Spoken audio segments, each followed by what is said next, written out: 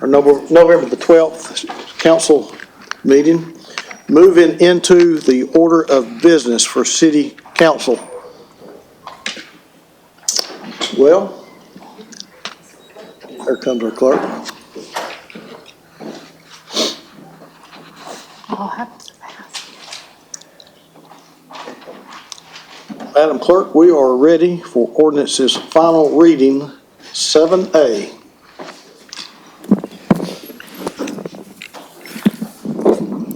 An ordinance closing and abandoning the unopened right-of-way in the 900 block of Eleanor Street as detailed on the attached maps, subject to certain conditions. 7A. This is ordinance's, I'm sorry, I said first reading, I meant final reading, excuse me. That's my bad. Yeah, ordinance's final reading, 7A. Yes.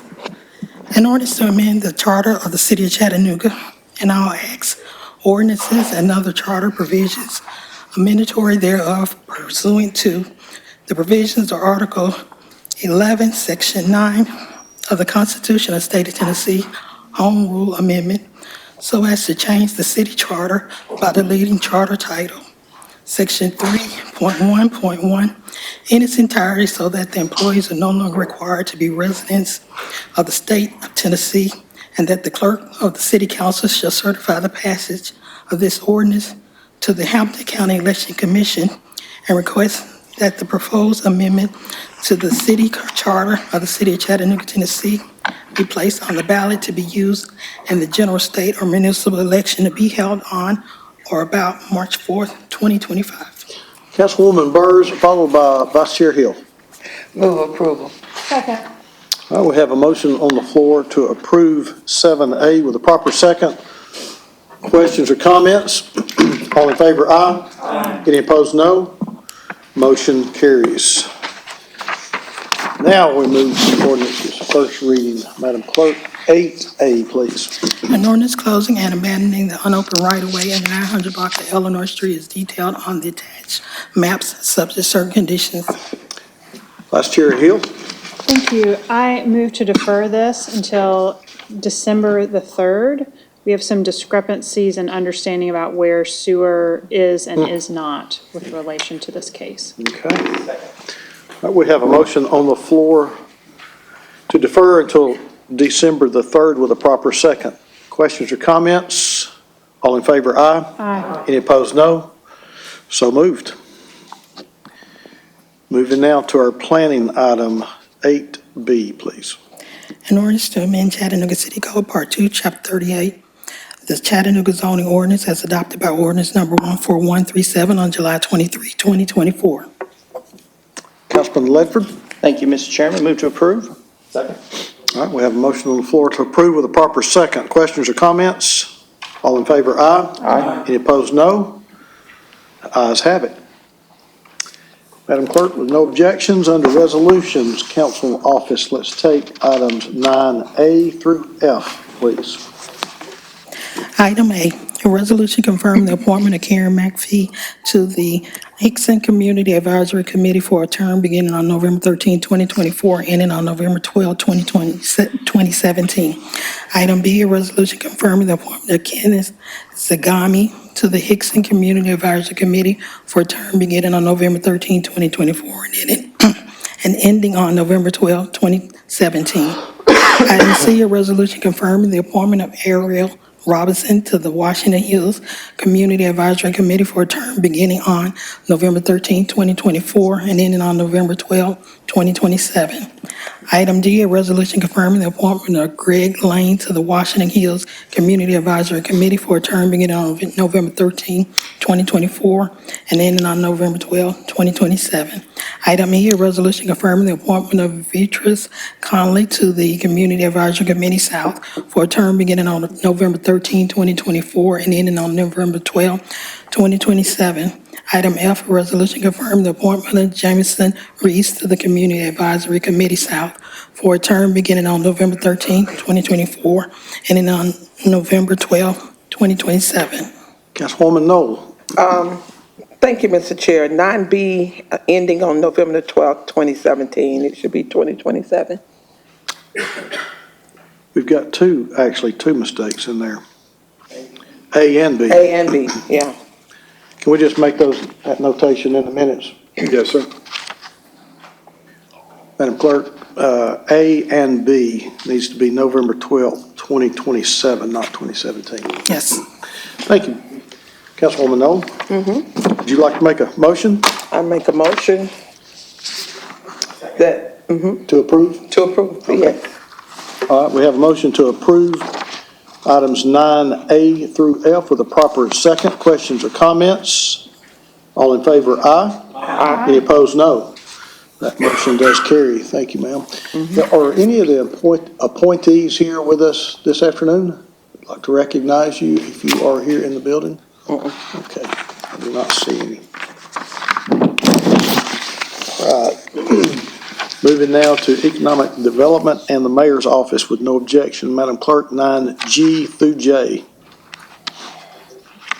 Item G, a resolution authorizing the mayor or his designee to execute quitclaim deeds conveying 10 certain or certain combinations of parcels in substantially the form attached to the approved highest bidders on properties of the city of Chattanooga and Hamilton County as acquired through previous delinquent tax sales.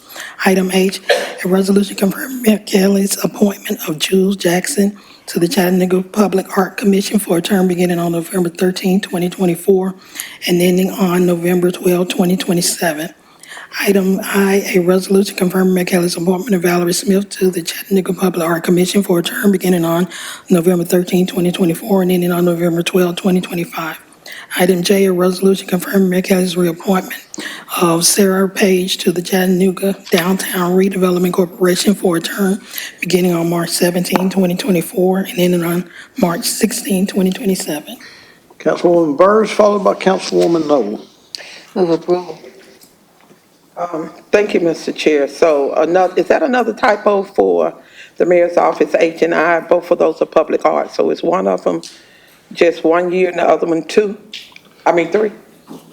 That was the request that we had on here. If they're all going for a 3-year term, it would be 2027 here, but it's got a reference to 25, and that may be an ending term. Mr. Anderson? Thank you, Mr. Chairman. Is that correct? Are you asking about items H, I, and J? Well, Just H and I. Just aye. I really, yeah. basically, it's ending date of 2025. That's a 1-year appointment. So Yeah. the Valerie Smith appointment is for a working visual artist, and the bylaws of that board specify that that is always for a 1-year 1 year. term. Okay, thank you. Thank you, Mr. Chair. We have a motion on the floor to approve. Do I have a second? Second. Okay. Any questions or comments before we vote? All in favor, aye. Any opposed, no. Motion carries. Now moving into Parks and Outdoors, Planning and Police. Madam Clerk, with no objection, let's take items 9K through P, please.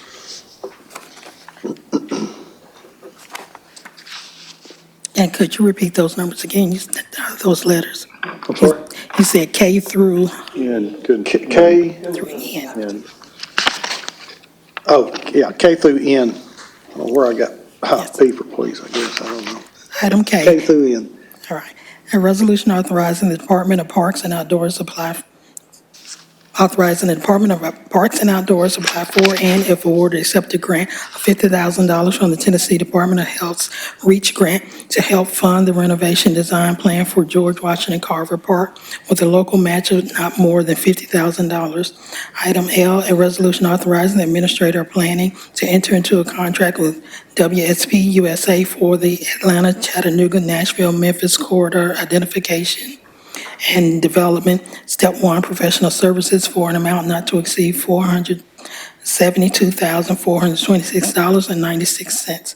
Item M, a resolution extending the effective date of the new City of Chattanooga zoning ordinance, City Code, Chapter 38, and extending the associated grace period originally established in Resolution Number 32246 with a new effective date of the zoning ordinance as of December 18, 2024, and a grace period ending on June 18, 2025. Item N, a resolution authorizing the Chattanooga Police Department along with the Hamilton County Sheriff's Office to apply for and, if awarded, accept the FY 2024 Edward Byrne Justice Assistance Grant, also known as the JAG Grant, for the Department of Justice to award CPD $113,662 for purchasing equipment and training. Hamilton County Sheriff's Office will receive $48,711 for a grant period of October 1, 2024 through September 30, 2028, for a total amount not to exceed $162,373. What's the pleasure of the council? All right, we have a motion on the floor to approve with a proper second. Questions or comments? All in favor, aye. Aye. Any opposed, no. The ayes have it. Moving now into purchases. Ms. Talley?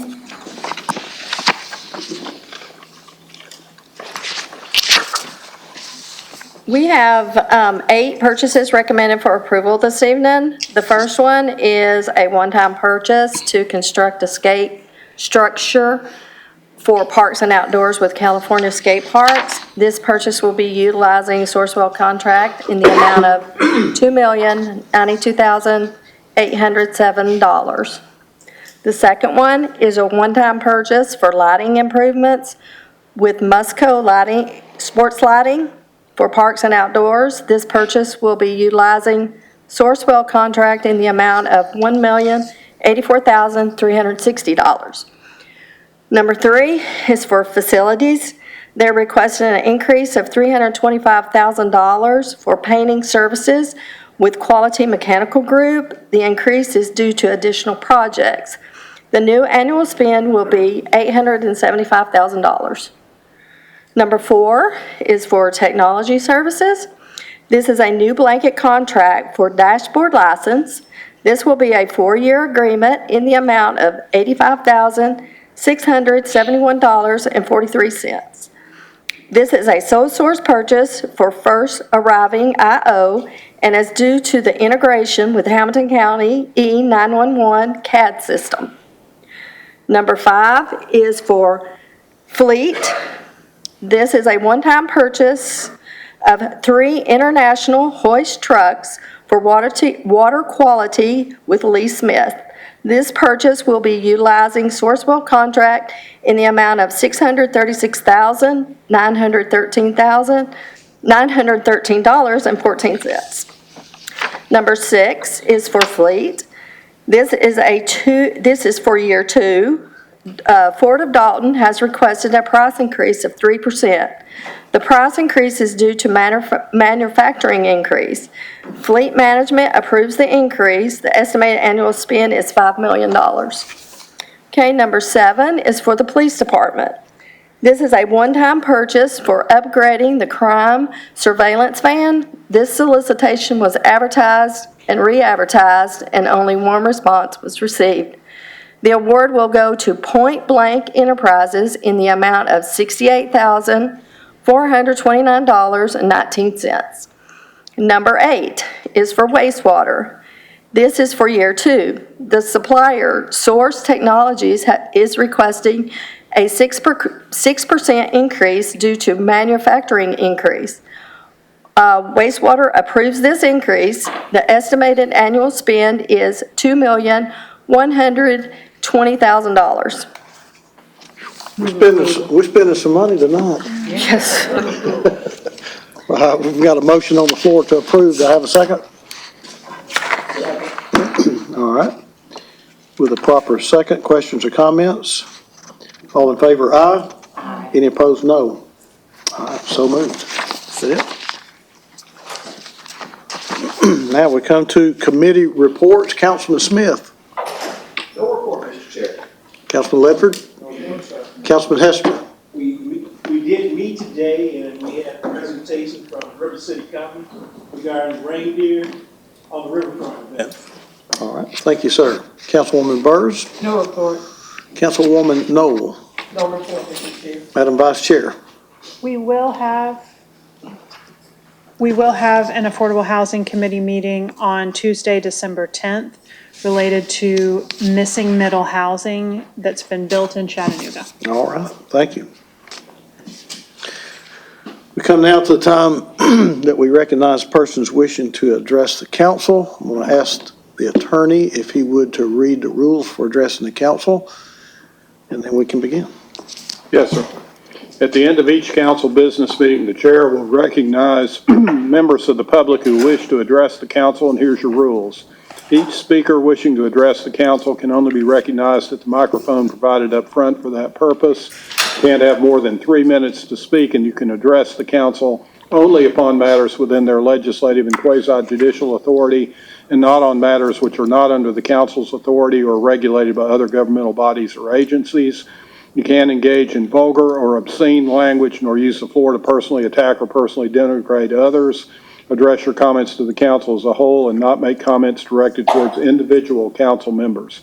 And lastly, the chair will not permit disorderly conduct or disrupting a public meeting, which is prohibited by Tennessee law, and someone commits an offense if the person substantially obstructs or interferes with the meeting by physical action or verbal utterance with the intent to prevent or disrupt a lawful meeting or gathering.